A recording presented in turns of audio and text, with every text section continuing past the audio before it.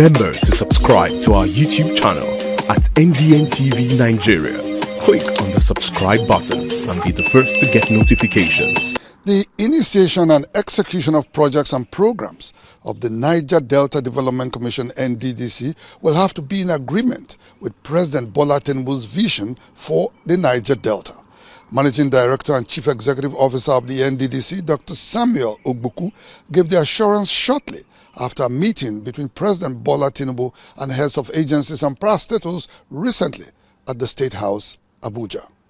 Heads of federal government agencies and parastatals were invited to the State House recently to brief President Bola Tinubu on their activities.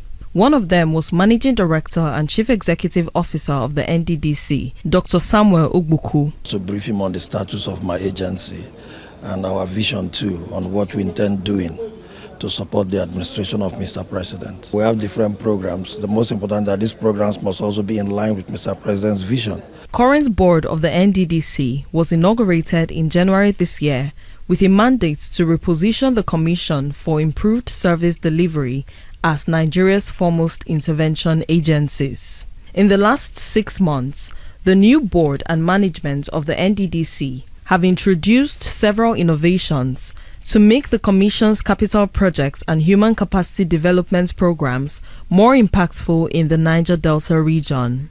While addressing State House correspondents, Dr. Ogbuku said economic empowerment was a major component of Nddc capacity building program for youths designed to change their mindset for good. I want to support the youths in time to carry out some engagement program for youths and empowerment program for youth to believe that yes, the mindset will also shift.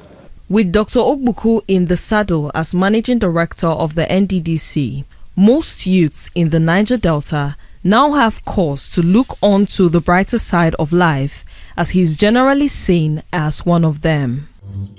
Inside the Niger Delta,